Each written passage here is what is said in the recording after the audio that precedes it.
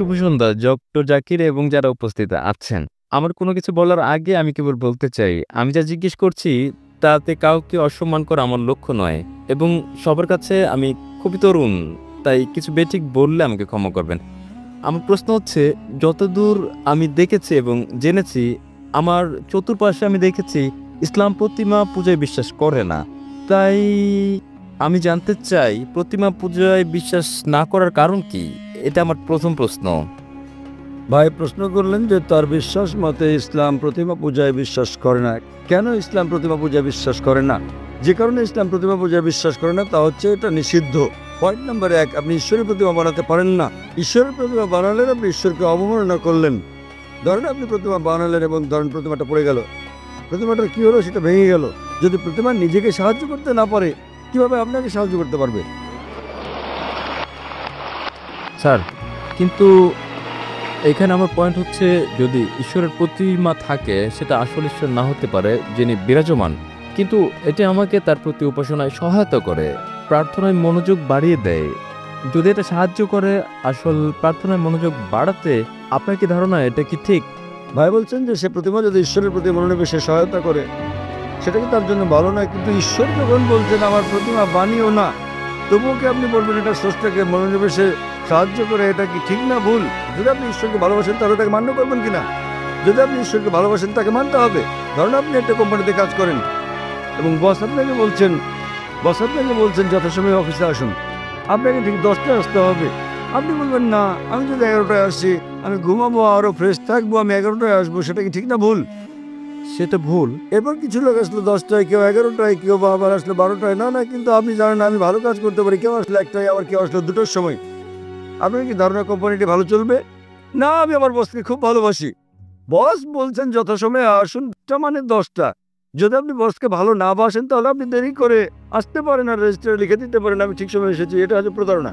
তাই আল্লাহ স্পষ্ট করে বলে দিয়েছেন কোরআনে যে প্রতিমা পূজা করা নিষিদ্ধ। এটা এমনকি হিন্দু ধর্মগ্রন্থে উল্লেখ করা হয়েছে। সুস্পষ্ট করে বলা হয়েছে, আমি আগেও বলেছি, শ্বেতাসূত্র উপনিষদে আছে, অধ্যায় নম্বর 4 অনুচ্ছেদ নম্বর 19, যজুর্বেদ অধ্যায় নম্বর 32 অনুচ্ছেদ নম্বর 3, মহান ঈশ্বরের কোনো প্রতিমা নেই, কোনো প্রতিচ্ছবি নেই, কোনো ফটোগ্রাফ নেই, কোনো চিত্র নেই, কোনো প্রতিকৃতি নেই, কোনো প্রতিমা নেই, কোনো ভাস্কর্য নেই, কোনো মূর্তি নেই। যখন ঈশ্বর বলছেন কোনো মূর্তি নেই, কোনো ভাস্কর্য নেই, আপনি বলছেন না না, মনোনিবেশ করতে আমার দেবতা দরকার। এ কথা কে বলেছেন? হিন্দু পণ্ডিতগণ।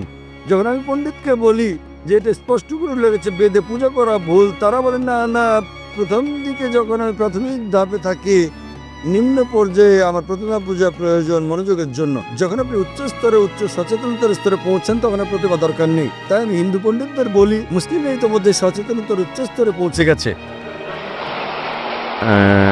স্যার স্যার তবে যদি এটা আমাকে সাহায্য করে কোনোভাবে, তাহলে ঈশ্বর কেন বলবে এটা করো? কারণ আপনি ঈশ্বরকে হেয় করছেন। ধরেন আপনার বস বললেন 10টায় আসতে, না এটা আমাকে সহায়তা করে, আমি যদি 11টায় আসি শান্তি অনুভব করি, তাহলে আপনার বস আপনাকে বলবেন।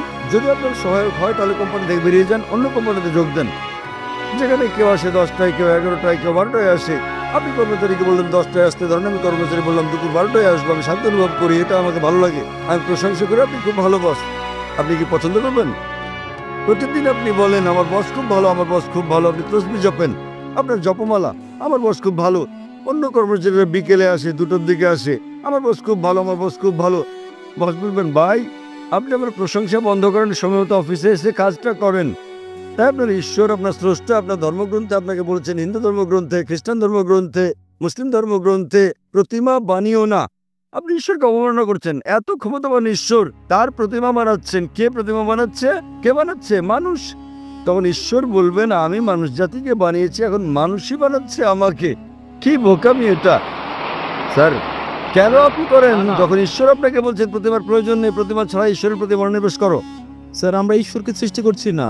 আমরা যখন প্রতিমা গড়ি এবং আমি ভাবি আমরা তাকে হেয় করছি না। যখন আমরা প্রতিমা বানাই, এটা কেবলই তার একটি আকৃতি বানানো এবং আমার ধারণা এটা তারই অংশ বিশেষ। যদি এটা সেখানে উল্লেখ আছে। স্যার, আমি হিন্দু নই, আমি বেদে বিশ্বাস করি না। তাহলে কি আপনি খ্রিস্টান?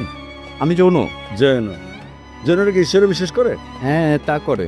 আপনি কি আপনাদের জৈন মতবাদ জানেন? কে আপনাদের ঈশ্বর বলেন আমাকে? স্যার, প্রভু মহাবীর। তিনি হলেন ত্রিতাঙ্কা, তিনি ঈশ্বর নন। আপনি জৈন মতবাদ জানেন না? স্যার আমি নাও জানতে পারি না। জৈন মতবাদ একটি নাস্তিক্যবাদী মতবাদ। জৈন মতবাদ একটি নাস্তিক্যবাদী মতবাদ। আপনি কি হিন্দু ধর্মকে জৈন মতবাদের সঙ্গে মিশ্রিত করছেন? স্যার আমি বলছি যে আমি হিন্দু নই। আমি জানি আপনি হিন্দু নন, কিন্তু আপনি জৈন হলে এবং আপনি বলছেন মহাবীর ঈশ্বর, আপনার জৈন গ্রন্থে কোথায় উল্লেখ আছে মহাবীর ঈশ্বর? তিনি হচ্ছেন একজন তীর্থঙ্কর, হ্যাঁ স্যার, তিনি হচ্ছেন তিনি ঈশ্বর নন। তাই, তবে আমরা তার উপাসনা করি এবং অন্য সব তীর্থঙ্করদের মতো। কিন্তু তিনি ঈশ্বর তো নন। মহাবীর কি বলেছেন আপনাদেরকে তার উপাসনা করতে? না, আমি এসব করি না। আপনি জানেন না তাই আপনাকে বলছি। আপনারা জানেন না মহাবীর কি বলেছেন এবং আপনারা বলছেন মহাবীর হলেন তীর্থঙ্কর। এটা কি আপনার কর্তব্য না যে মহাবীর কি বলেছেন তা খুঁজে বের করা? হ্যাঁ স্যার, তাই। তাহলে আমি কি করবো? কারণ আপনি একজন অযৌক্তিক মানুষ। স্যার আমি কি যখন আপনি কোনো কোম্পানিতে যোগদান করেন সেখানকার নিয়মকানুন মেনে চলেন না। জি স্যার। জৈনবাদ এক ধরনের নাস্তিক্যবাদ। তাই তারা বিশ্বাস করে যে যারা জীবন লাভ করে তাদের মৃত্যু জন্ম জন্ম মৃত্যু জন্ম মৃত্যু হয়। যদি আপনি চক্রমুক্ত হন, যখন আপনার কোনো ইতিবাচক নেতিবাচক দিক থাকে না, তখন আপনি লাভ করেন নির্বাণ। জৈনবাদ অনুসারে 24 জন মোক্ষ অর্জন করেছেন জি স্যার। এবং মহাবীর হচ্ছেন 24তম তীর্থঙ্কর। জি স্যার। 24তম। স্যার। তিনি ঈশ্বর নন। স্যার। তার মানে আপনি আপনার মহাবীরকে চেনেন না, জৈনবাদ সম্পর্কে জানেন না। কিভাবে আমি আপনার সঙ্গে জৈনবাদ নিয়ে কথা বলি? স্যার আমি এখানে তা বলছি না স্যার। আমি যা জানতে চাই তা হচ্ছে যে প্রতিমা পূজা। স্যার যা আপনি বলছেন স্যার, কোরআনে প্রতিমা পূজা ভুল একথা উল্লেখ করার কারণ উল্লেখ কি? আছে, বাইবেলে উল্লেখ আছে। না, এটা উল্লেখ আছে, কোরআনে উল্লেখ আছে, বাইবেলে উল্লেখ আছে, হিন্দু ধর্মগ্রন্থে যে প্রতিমা পূজা করা ভুল। তাহলে কোথা থেকে আপনি এই দর্শন পেয়েছেন? স্যার স্যার আমার বক্তব্য হচ্ছে, আমার পয়েন্ট হচ্ছে যে যেখানে আমরা ধরে নিচ্ছি যে যদি কোরআন হয় আসলে ঈশ্বর যা বলছেন, তাহলে তার মানে মানে সেজন্যই প্রতিমা পূজা ভুল। আমি যদি বলি যে আমি যুক্তি দেই, হতে পারে তা একটি পয়েন্ট ছাড়া যুক্তি। তবু যদি আমি বলি যে কোরআন ঈশ্বরের বাণী নয়, তাহলে কি আসল যুক্তি যে প্রতিমা পূজা ভুল? খুব ভালো, তাহলে আপনাকে বলতে হবে কোনটা ঈশ্বরের বাণী। যদি কোরআন ঈশ্বরের বাণী না হয় তাহলে কোনটা ঈশ্বরের বাণী বলেন আমাকে। স্যার আমি জানি না, তাই আমি আমি জানি, আপনি আমাকে অনুসরণ করেন। যদি আপনি না জানেন তো শিক্ষককে জিজ্ঞেস করেন। একজন ছাত্র বলছে শিক্ষককে 2 যোগ 2 সমান 4 নয়, শিক্ষক বললেন কত বলছে আমি জানি না। কিন্তু স্যার আমি যদি জবাবে সন্তুষ্ট না হই? যদি আপনি সন্তুষ্ট না হন তাহলে কারণ সেটাই। আপনি কি আমার আগের উত্তর কখনো শুনেছেন, আমার ভিডিও দেখেছেন? না স্যার, এই প্রথম আমি আপনার বক্তৃতা শুনছি। আচ্ছা, আপনি কি আমার আগের উত্তর শুনেছেন যা আমি বিজ্ঞান সম্পর্কে এক নাস্তিককে বলেছি? আপনি কি মনোযোগ দিচ্ছেন? স্যার হতে পারে সে সময় আমি হলে ছিলাম না। আপনি কি সে উত্তরটা হচ্ছে, যদি আপনি না থেকে থাকেন আমি অনুরোধ করি আপনি যান এবং দেখুন আমার ভিডিও ক্যাসেট কোরআন কি আল্লাহর বাণী, আমার ডিভিডি। ওকে নামটা কোরআন বলবেন? কি নামটা কি আবার বলবেন? কোরআন কি ঈশ্বরের বাণী? কোরআন কি ঈশ্বরের বাণী? এবং ইনশাল্লাহ যদি আপনি মুক্ত মনে এটা দেখেন, আপনি ইনশাল্লাহ গ্রহণ করবেন যে কোরআন ঈশ্বরের বাণী এবং বিশ্বাস করবেন ঈশ্বর একজন, যার কোনো প্রতিমা নেই, এবং ইনশাল্লাহ আপনি এটা গ্রহণ করবেন। তাই যান এবং দেখেন ডিভিডিটা, এটা 4 ঘন্টার ডিভিডি। এবং ইনশাল্লাহ আপনার কোনো জিজ্ঞাসা থাকলে আপনি আমাকে লিখতে পারেন আমার ইমেলে zakir@irf